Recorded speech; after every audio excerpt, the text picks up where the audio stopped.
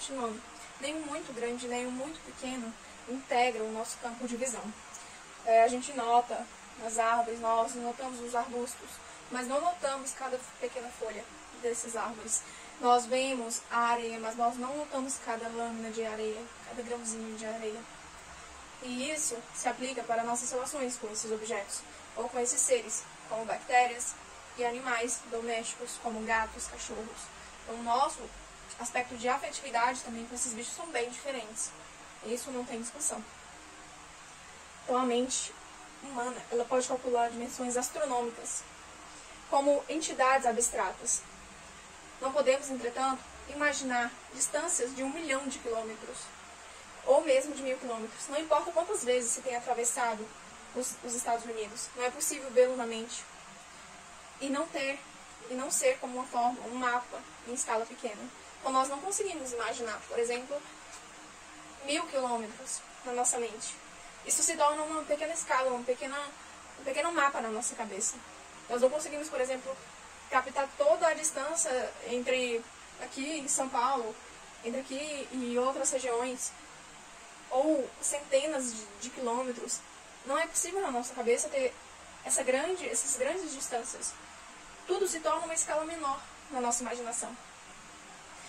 Outro tipo de psicologia comum e de formas de símbolos que os seres humanos criam é a segmentação. Então, a visão tridimensional e as mãos habilidosas permitem aos seres humanos perceber o seu meio ambiente como consistindo de objetos contra um fundo indistinto, e não simplesmente como padrões. A natureza consiste parcialmente de objetos distintos, discretos, como frutas, árvores, arbustos, animais, seres humanos, rochas, picos montanhosos e estrelas. Parcialmente também consiste de fundos envolventes e contínuos, como ar, luz, temperatura, espaço. O ser humano tende a segmentar os contínuos da natureza. Por exemplo, o espectro da luz visível para os olhos humanos é percebido como faixas discretas de cores, como, por exemplo, violeta, azul, verde, amarelo, laranja, vermelho. Uma gradação, um contínuo, uma segmentação. Nas latitudes médias, as temperaturas modificam-se continuamente no decorrer do ano, mas é comum que as pessoas as dividam em 4 ou 5 estações, frequentemente com festividades que marcam a passagem de uma para outra. Um número infinito de direções irradiam de um único ponto, mas em muitas culturas são especialmente privilegiadas 4, 5 ou mais direções. A superfície terrestre possui alguns gradientes mais nítidos, por exemplo, entre a terra e a água, montanhas e planícies, florestas e savanas. Mas ainda onde eles não existem, o homem tem a tendência para diferenciar seu espaço etnocentricamente, distinguindo entre o sagrado e o profano, centro e periferia, propriedade individual e a passagem comum. Os povos nas terras distantes, parte do mundo tem usado os povos das diferentes partes do mundo têm usado as direções cardinais para diferenciar o espaço. Na China, as províncias são denominadas ao norte e ao sul, de um lado do rio, a oeste ou a leste, de uma montanha. Ou as regiões podem ser distinguidas em altas, baixas e médias, como nas divisões da Francônia, na Alemanha meridional. A Califórnia está dividida em regiões alta e baixa, em vez de regiões norte e sul, assim como outros países, Então, tem essas segmentações, dicotomias simples, que a gente cria. São segmentações para a gente compreender, se situar no espaço. Isso é necessário para que a gente possa se desenvolver no mundo. Super necessário. Outro tipo de psicologia comum também entre os seres humanos é fazer oposições binárias acerca dos objetos, das coisas no mundo, E a mente humana, ela parece estar adaptada para organizar os fenômenos não só em segmentos, mas para arranjá-los em pares opostos. Fragmentamos o espectro das cores em faixas discretas, então vemos vermelho como o oposto de verde. Isso a gente pode perceber nos semáforos, O vermelho é o sinal de perigo e o verde é o sinal de segurança. Os semáforos usam essas cores pela rapidez com que lemos as suas mensagens. Então pode-se especular sobre algumas das oposições fundamentais na experiência humana. Vida e morte é uma das principais. Macho e fêmea é outra. Nós e eles, ou eu e eles, estão entre as mais importantes dessas. Essas antinomias da experiência biológica e social são então transpostas para a envolvente realidade física. Então é necessário haver essas dicotomias, é necessário haver essas oposições. A gente reconhece isso quando vê. Isso é natural do ser humano. A gente vê uma coisa e a gente também sabe o oposto daquela coisa. Então, algumas bem comuns são vida, morte, macho, fêmea, nós, eles, terra, água, montanha, vale, norte, sul, centro, periferia, céu, terra, alto, baixo, claridade e escuridão. Então a gente trabalha muito com essas coisas na nossa mente, quando a gente pensa, quando a gente observa o mundo, a gente vê muito isso. Sobre resolução de contradições, comumente, o terceiro termo está entre os opostos. Então, no caso, por exemplo, do verde e vermelho, que a gente acabou de falar, como oposições binárias, a gente tem outros termos no meio. Então, quando a gente quer resolver essas contradições, há um ali no centro. Quanto ao verde e ao vermelho, geralmente há outro espectro de luz, que é o amarelo. Então, o amarelo, ele pode significar atenção, não pare, ou siga. E neste caso, o amarelo, no espectro das cores, é a faixa de comprimento de onda intermediária entre o vermelho e o verde. E não simplesmente uma cor arbitrariamente escolhida. No esquema cosmológico, a Terra medeia entre as forças do mundo superior e das profundezas. A ideia de centro reconcilia as tendências bipolares das direções cardeais. Os mitos e as figuras geométricas de poder simbólico também podem ser interpretadas como esforços do homem para resolver as contradições que encontra na vida. Na experiência entre pares antinômicos, o mais fundamental e doloroso é o da vida e da morte. Então os mitos eles surgem aqui para uma tentativa, para resolver o dilema, quando a gente pensa sobre isso, sobre a morte. Por exemplo, no mito é possível imaginar um estado na qual uma pessoa está morta, mas ainda vive em outra vida. Ou está morta e retorna à vida. Ou morre, mas depois retorna à vida. Há vários mitos que contam isso. Há várias formas de histórias ou de crenças. Os mitos, lendas e contos folclóricos, eles, das mais diferentes partes do mundo, têm sido interpretados como tentativas diversas para tornar a morte inteligível e aceitável. Um tipo de mito vê a morte em uma perspectiva quase matusiana.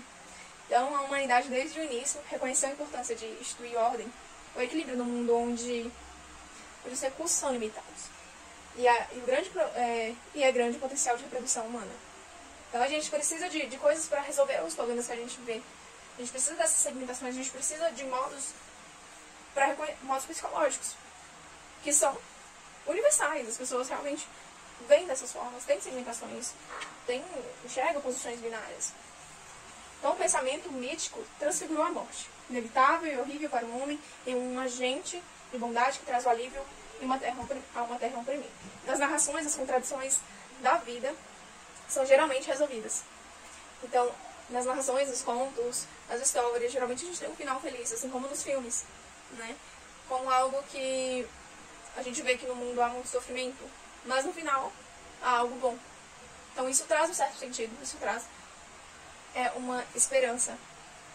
E isso faz parte da vida. As narrações, as narrativas, as histórias, é muito importante. E uma figura geométrica também pode harmonizar os opostos, e destas, o mais importante é o círculo ou mandala. Então ele harmoniza todos os opostos do círculo com um ponto. Então não há campos ali, né? Não como um triângulo, não como um quadrado, não como um retângulo. Mas o círculo há muitos triângulos. Então o círculo é um símbolo da totalidade da harmonia. Há como, por exemplo, o mandala, por exemplo, uma roda. Enfim, há vários símbolos também que trabalham com essa ideia. Os movimentos planetários, eles representam a harmonia das esferas celestes e devem, por isso, ser circulares. As trajetórias elípticas foram admitidas com a maior relutância de modo semelhante. As irregularidades da superfície terrestre foram consideradas como defeitos que deveriam ser justificados. Então a gente também tem esse modo elíptico de ver a rotação dos planetas. Enfim. Também tem a questão dos simbolismos, dos esquemas, de cores. Então, a sensibilidade humana para as cores, como já foi dito, se manifesta em idade muito precoce no ser humano. E os bebês de 3 meses eles já conseguem perceber, fazer discriminações das cores.